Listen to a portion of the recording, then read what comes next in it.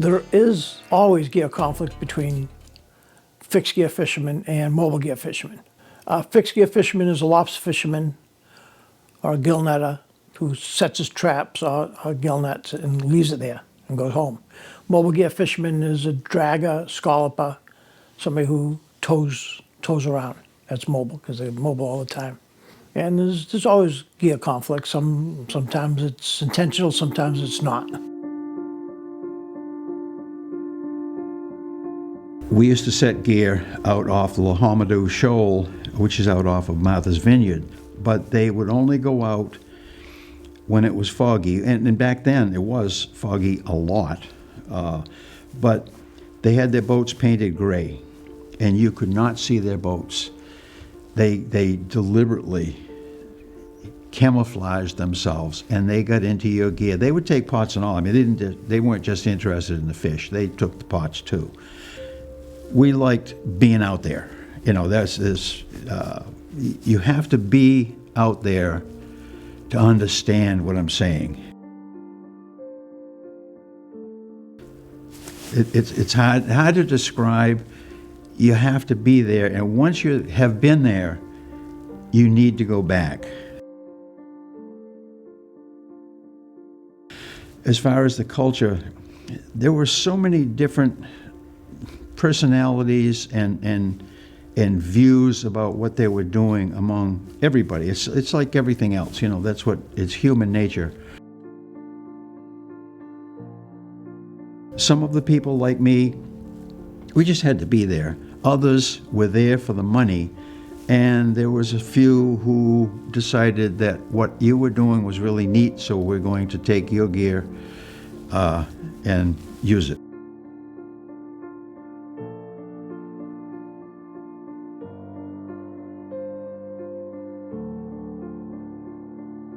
As soon as I can step on a boat, I've been fishing my entire life. My father was a fisherman, my grandfather was a fisherman, all from Provincetown. Right now I'm 72, so it's been a long time. I found out a few years ago, which I didn't know, that my grandfather fished on a Grand Bank schooner, which I never knew that. You have to like being outside, being your own boss, you know, getting up early, watching the sunrise, watching the sunset before you get home, you know. Oh yeah, we've had bad years, you know, but it's part of it. You know, you work through the lean years, and you know, you hope there's going to be a good year coming, and well, most of the time there is. And I was born in Orleans. I was one of 3 people who pretty much pioneered the sea bass fishing in Nantucket Sound. So it became a very, very lucrative fishery until they fished it out. Yeah, one day I had my son with me. He was young at the time, and another guy that helps me, and we were way down the backside, and we were hauling this flat calm. We could skip a stone all the way to Boston. And I'm listening to the radio, and the guy's fishing in Cape Cod Bay. One guy says, "I'm out of here. This wind just picked up, and it's nasty." So I dropped my trap. I turned around, head for home. And my son said, "What's going on, Dad?" I said, "We're heading home. The wind's coming." Within 10, 15 minutes, it's blowing. It's blowing with 35 miles an hour. Broadside. The sea's breaking over the boat. The deck's full of water. My son was crawling around the deck, clearing the scuppers so the water could drain off. And we just beat it all the way home, you know. And that night he goes to my wife and he says, "You know, Ma, I thought we were gonna die." And you know what the old man's doing? He's behind the wheel like Steamboat Willie, and so there's nothing going on. I told him, I said, "Jeffrey, if you panic, you're gonna die." I started fishing in '81 just as just something to do, because I'm a Cape Codder and I have to be fishing. It was easy back then. There were no rules. There was nobody in charge. Initially, you didn't have to have a license. It wasn't until the sea bassing got popular that the state decided that they needed to license people. But there were a lot of people who some wanted to learn, others wanted to steal. Fishermen are territorial. If one encroaches on someone else's area, there's going to be an issue, whether it's a conflict or sit down and discuss it, or however they work it out. I don't know, but fishing, like everything else that's going on in today's society, today's government, it's all human nature, and it depends on who you are, what your views are, and how you deal with it. I mean, we had a guy that was stealing from us, so we tried to catch him, and we had everything we could. We couldn't catch him. We could sit down the parking lot and watch him haul our traps all day long, and couldn't do anything until he shot at me. He just went about his merry way.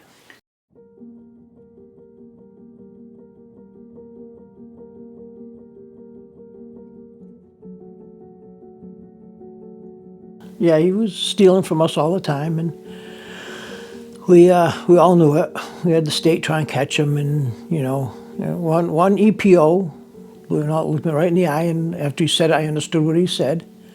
He said, "Bill, there's no trees to hide behind out there." When you think about it, when they're trying to get somebody for poaching in the woods, they have cover. Out in the ocean, there's no cover for them to hide behind, so they couldn't sneak up on him.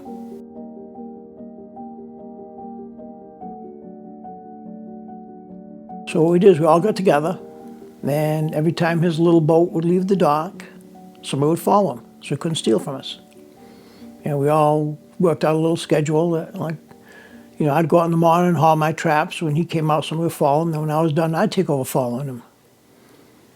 So this particular day, it was my turn, and we had chased him back and forth a couple of times so he couldn't steal. And it was late in the day, and he went up off the race, got outside of the lobster trap, so I didn't care. He was outside traps doing nothing, and the sun started going down, and all of a sudden I heard it sound like somebody threw a firecracker behind in the stern of my boat. And I looked and I saw a muzzle flash. He put 5 bullet holes in my boat.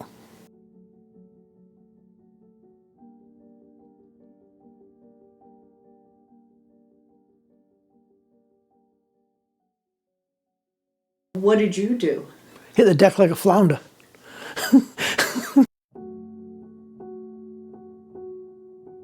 Well, yeah, we came in, the Coast Guard boarded my boat, and when he came in, he got confused and jumped overboard, so we both ended up at the police station, and they ended up taking him to court, charged him with attempted murder, and they got off with a slap on the wrist, and that was it, until the next year.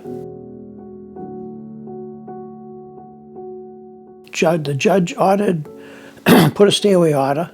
He was supposed to stay a quarter mile away from me, my traps, my brother, his traps, and another lobster fisherman, his traps.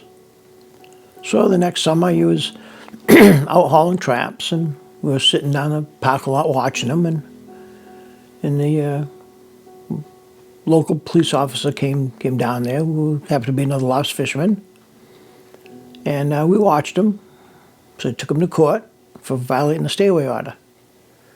And he came to court, smug as could be, and he told the judge, he said, "Your Honor, I wasn't hauling Mr. Souza's traps. I was hauling Mr. Costa's traps. But we had pictures of all our traps, and our traps were only about 30 foot apart."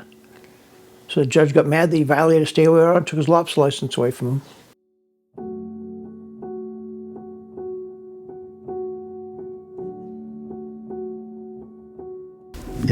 It's as wide a variation of cultures as you could find without being too specific. There were some from Fairhaven that came down because that's not a long haul to come into Nantucket Sound from the New Bedford area. But no, most of them were local. I found one guy in particular, and I'm not going to name him, who was going out really early, and he was hauling my gear. And we found out about it by accident, and my wife followed him when, we knew where he was landing.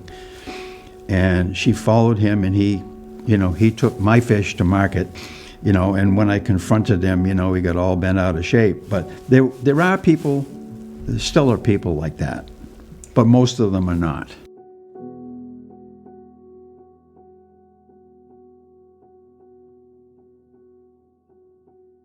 We've had some around here, between mobile gear fishermen and fixed gear fishermen, but, we're all fishing out of the same port, so, we scream at each other on the dock and that kind of stuff. There was an incident with a mobile gear fisherman and a scuba diver, because the guys were diving for lobsters and the mobile gear fishermen were towing the same area and almost towed a diver up. So the diver swam down his net and untied the bag, so the guy towed around, and when he hauled back, there's nothing in the net. Somehow, nobody knows exactly how it happened, a few days later, the mobile gear fisherman's engine blew up.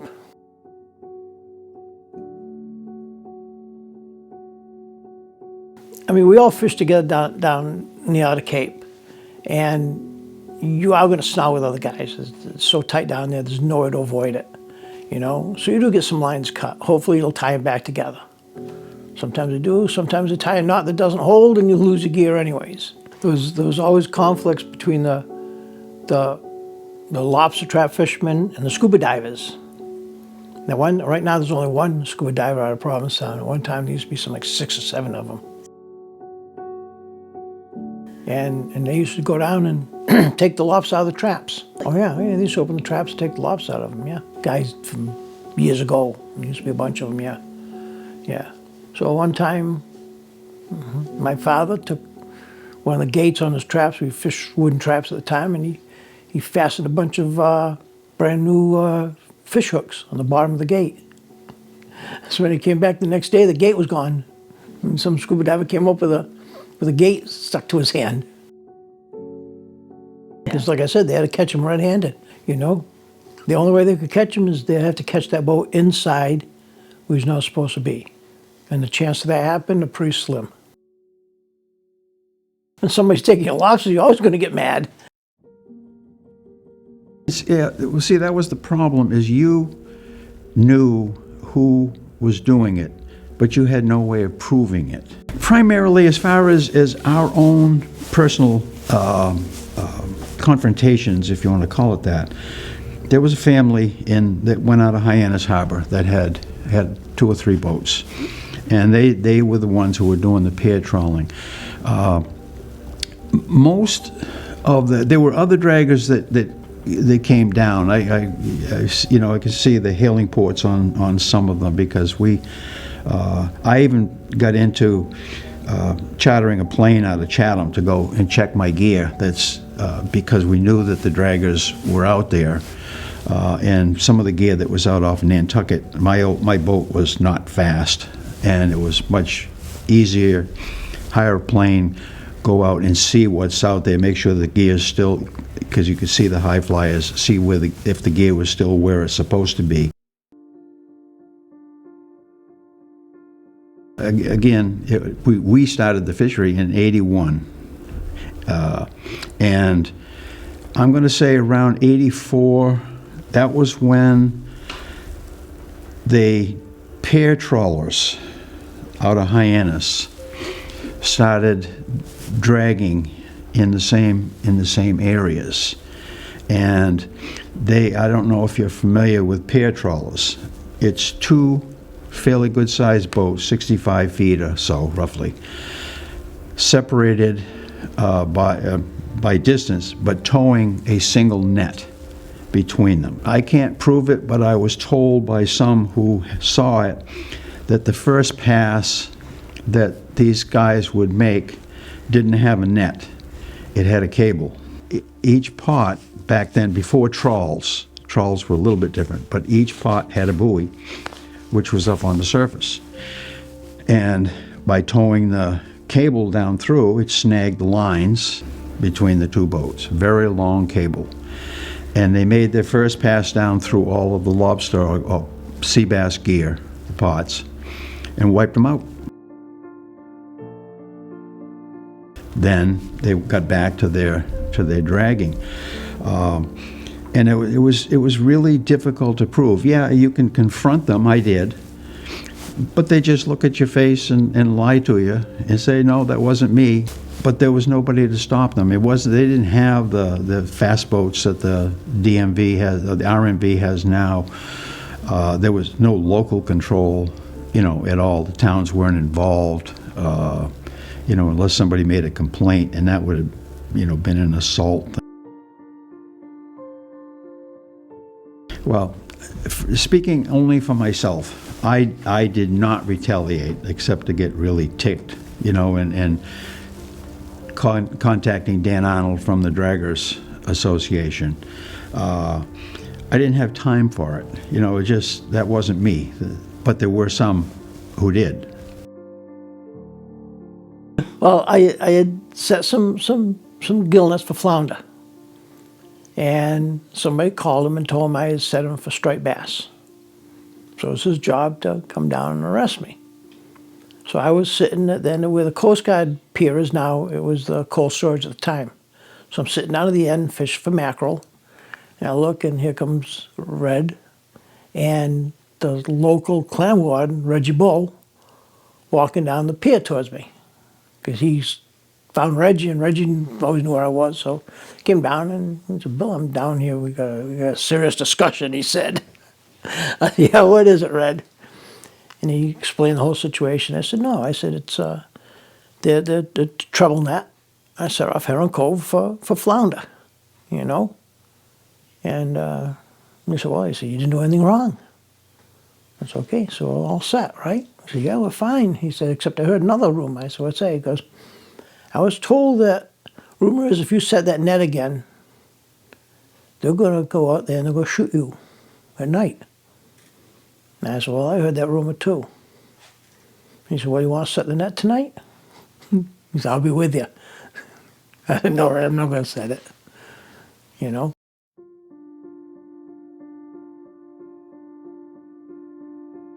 One of the pot fishermen, who will remain nameless, decided that he had a fix for that. And he went out and he gathered up, I don't know where he got them, but he gathered up box springs and mattresses. And you cannot get an item like that out of a net without cutting the net up. You can't do it. And he apparently slowed them down. It worked, because the draggers tended, whether it was coincidence or not, I don't know. All of us who were fishing for pots, we were all in 28 to 33 feet of water, because that's where the fish were. And the draggers had no such restriction. I mean, they would fit. If they got into an area which we tried to stay out of, but where there were rocks or a lot of lumps on the bottom, they had what they called hopper gear. They had very large discs which they put on the bottom of the nets. So if they encountered rocks and stuff, they would hop over it so that they didn't tear the net up or just absolutely stop the boat, and not be able to retrieve their net. But the draggers went pretty much where they wanted to go. There was very little restrictions, except, I guess, if you throw a couple mattresses out. Those guys back when I was a kid, they were tough guys. The boats, they were Nobi boats with an oil stove, electronic. They had a compass. They just had the bare essentials, but they went out in the middle of the winter and made a living. They didn't hit the forecast. You could never predict the forecast back then, like you can today. You didn't carry cameras on board because that was, unless you had a little Polaroid or something. That was the extent of the technology, at that time. You got drones flying around and things like that. Back then, the technology was nothing. A lot of guys didn't have a radar when I was a kid back then, and that was a big deal. My father had a radar. You turned it on, and all the lights and everything went dim in the boat because the alternator couldn't keep up with the amount of power it needed to work. Bad day in the water is when you go and you don't catch anything. And you know your expenses are going on, it doesn't matter. You know, you have things you have to pay for, and it's just a bad day. And that happens. Or you get out there and all of a sudden the wind picks up and the weatherman said it's supposed to be calm. And it's, you know, you get your butt kicked. You cannot panic, you have to keep your head about you. That's all there is to it. Well, all I know is my son gets upset with me quite often because he has a new boat, fancy boat, and he wants me to run the boat and him be the sternman and work the gear and all. And I tell him, no, you run the boat, I'll be the sternman, I'll work the gear, I'll do the labor because it'll keep me going. Gives you a reason to get out of bed in the morning. So what else am I going to do? Sit in this chair all day long?